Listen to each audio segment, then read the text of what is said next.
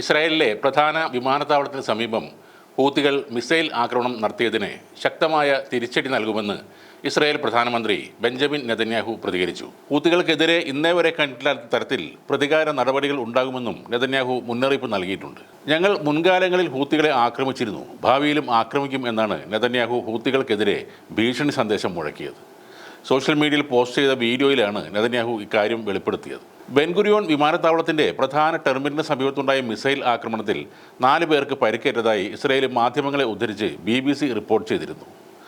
ഈ മിസൈൽ ആക്രമണത്തെ തുടർന്ന് റോഡുകൾക്കും വാഹനങ്ങൾക്കും കേടുപാടുകളും സംഭവിച്ചിരുന്നു.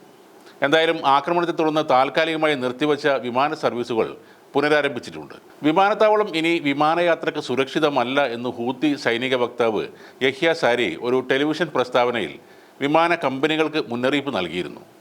ഹൂത്തികളുടെ ആക്രമണത്തിന് പിന്നാലെ വിമാനത്താവളത്തിലേക്കുള്ള പ്രവേശന കവാടങ്ങൾ അടച്ചിരുന്നു. ചില വിമാനങ്ങൾ വഴിതിരിച്ചു വിടേണ്ട സ്ഥിതിയും ഉണ്ടായി. ഹൂത്തികളുടെ മിസൈൽ അടുത്തെത്തിയപ്പോൾ രാജ്യത്തിൻ്റെ പല ഭാഗങ്ങളിൽ നിന്നായി സൈറണുകൾ മുഴങ്ങിയെന്നും എന്നാൽ അത് തടയുന്നതിൽ എങ്ങനെ പരാജയപ്പെട്ടു എന്ന കാര്യത്തെക്കുറിച്ച് അന്വേഷിക്കുകയാണെന്നും ഇസ്രായേൽ വ്യോമസേന അറിയിച്ചതായി BBC പറയുന്നു. ഇസ്രായേലിലെ ഏറ്റവും തിരക്കുള്ള വിമാനത്താവളമാണ് ടെൽ അവീവിലെ ബെൻ ഗുരിയോൺ എയർപോർട്ട്. അവിടേക്കാണ് യമനിൽ നിന്ന് ബാലിസ്റ്റിക് മിസൈൽ ആക്രമണം ഉണ്ടായത്. ഇറാന്റെ പിന്തുണയോടെ പ്രവർത്തിക്കുന്ന ഹൂത്തി വിമതരുടെ അപ്രതീക്ഷിത ആക്രമണം ലക്ഷ്യം കണ്ടതിൽ ഇസ്രായേൽ ഭരണകൂടം ഇപ്പോഴും നടുക്കത്തിലാണ്. ഇസ്രായേൽ ആക്രമിക്കുന്ന ഗാസയിലെ പലസ്തീനികളോടുള്ള ഐക്യദാർഢ്യം എന്ന നിലക്കാണ് വിമാനത്താവളത്തിൽ ആക്രമണം നടത്തിയതെന്നാണ് ഹൂത്തികൾ അവകാശപ്പെടുന്നത്. ടെർമിനൽ 3ന്റെ പാർക്കിംഗ് ഏരിയയ്ക്ക് തൊട്ടടുത്താണ് മിസൈൽ വന്ന് വീണത്.